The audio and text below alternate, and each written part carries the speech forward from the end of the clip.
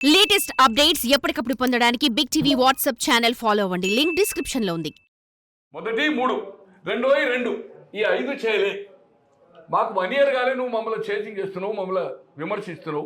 Party మార్పు ఎట్లా జరిగిందో అది సపరేట్ సబ్జెక్ట్, దాని మీద అర్ధగంట మాట్లాడచ్చు. సో ఇది జరుగుతుంది. ఏది ఏమైనా నేను ఏ పార్టీకి వ్యక్తి కానివానిగా 2013 జూలై 27 నుంచి ఏ పార్టీ లేదు.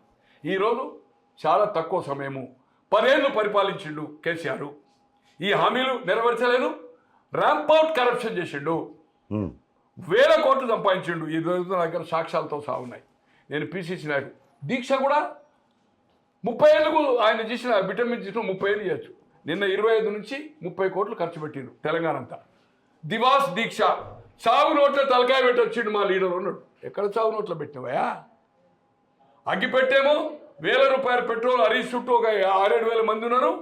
₹1000 పెట్రోల్ ఉంది, చారాన్ని అగ్గి పెట్టలేదు. ఈయనకేమో దొంగ దీక్ష. మీకు ఫార్వర్డ్ చేస్తా.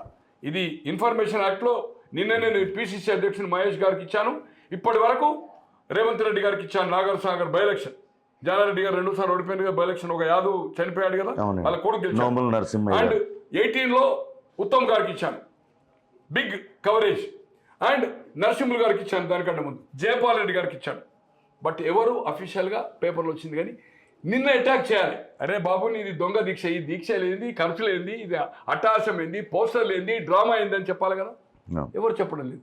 నిన్న మహేష్ గారి కోసం 4 గంటలు వెయిట్ చేసి 10:30 పోయి 2:15 అనుకుండి ఇచ్చాను. ఇన్ఫర్మేషన్ యాక్ట్లో అప్లై చేసిండ్రు. పార్టీ పరంగా రాబోయే రోజుల్లో ఈ దీక్ష బోగస్ దీక్ష అని కొన్ని కోట్లాది ప్రజలు ప్రపంచమంతా, నేను అనుకుంటున్నా దాదాపు ప్రపంచమంతా ఒక 20 కోట్ల పైన, 25-30 కోట్ల. నాట్ ఓన్లీ తెలుగు పీపుల్, ఈ దేశంలో ఉన్న అన్ని రాజకీయ పార్టీలకు కూడా పంపించమని చెప్తున్నాను. వచ్చిన తర్వాత ఇతను చేసింది ఫేక్ దీక్ష, చీటింగు, విద్యార్థులను అమాయకులు రెచ్చగొట్టి వాళ్ళ చావు కారణమైండు కేసీఆర్. ఇంకా దాన్ని ఏదైతుందో బోగస్ దీక్షలు ఏదైతుందో చావు నోట్లో పెట్టిండట. చావు నోట్లు ఎక్కడ పెట్టినవా? చావు నోట్లు ఇవన్నీ ఏదైతుందో ఎక్స్పోజ్ చేయకుండా మీరు పరీక్ష చేసుకోండి.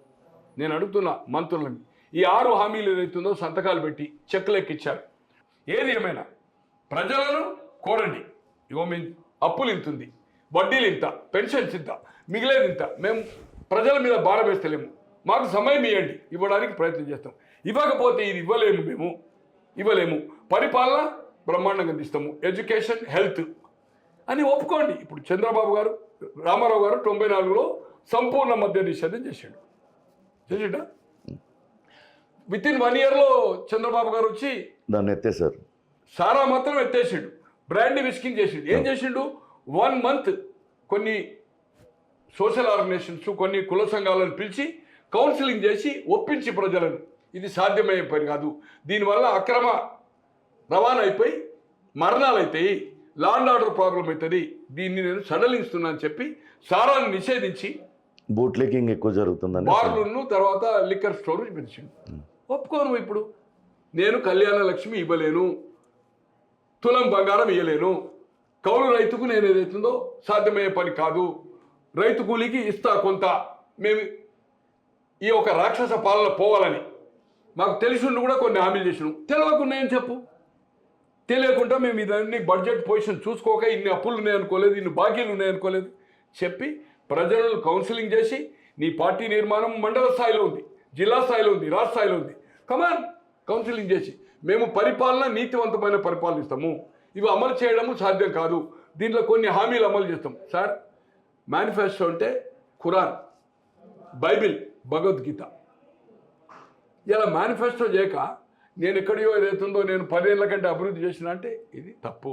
ఇప్పటికైనా మంత్రులు, ముఖ్యమంత్రులు కాంబినేషన్, ముఖ్యమంత్రి మొత్తం రుణమాఫీ అంటుడు, మంత్రి ఏమో ఇంకా మార్చి వరకు ఉందంటాడు, పెండింగ్ ఉన్నది, ఇంకా లెక్కలు చెప్తున్నాడు. తో పేర్లు అవసరం లేదనుకోండి.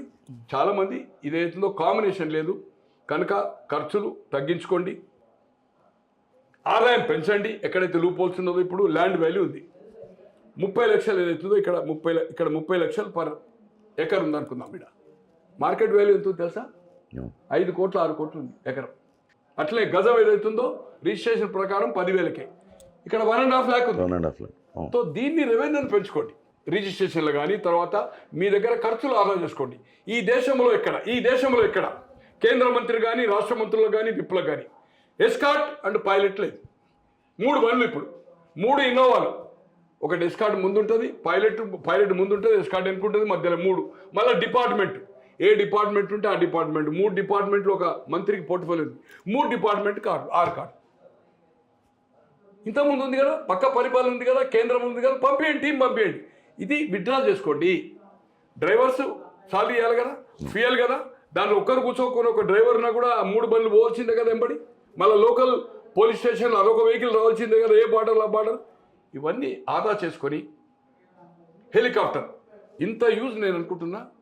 ఒక ముఖ్యమంత్రి కానీ ఇప్పుడు ఎవరీ మినిస్టర్ నాకు తెలిసిన ఇన్ఫర్మేషన్ 40 హెలిప్యాడ్ తయారు చేస్తుంది సార్. 31 జిల్లాలు ఉంటే 40 హెలిప్యాడ్స్ టౌన్ కలిపి. It is going to the 40 helipad. ఎందుకంటే హెలికాప్టర్లో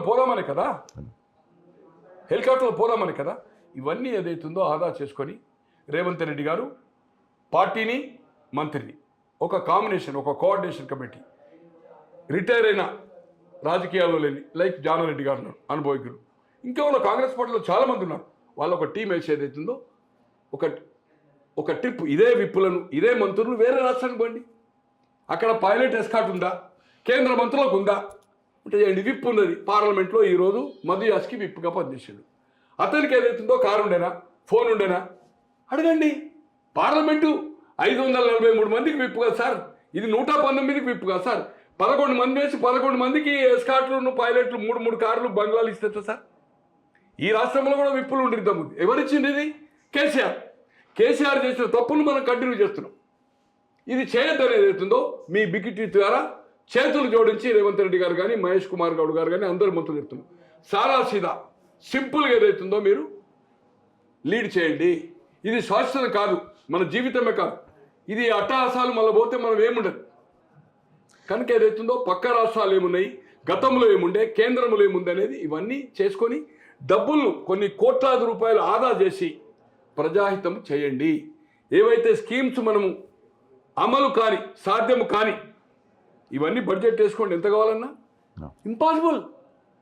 కనుక దీన్ని ఏదైతుందో సమయం ఇటు బీఆర్ఎస్ వాళ్ళు ఏదైతే అరుస్తున్నారో దాన్ని అటాక్ చేయడానికి ఒక ప్లానింగ్ చేయండి. వాళ్ళు 2 ఎలక్షన్లో ఏమి హామీలు ఇచ్చారు, అమలు చేసినా చేయలేదా, పార్టీ మార్పుడు ఏంది, క్లారిటీగా కౌంటర్ క్లారిటీ ఇవ్వాలి. దీక్షది ఇంతవరకు ఇవ్వలే. నువ్వు డిఫెన్స్లో పడుతున్నావు. For more videos like this, subscribe Big TV channel.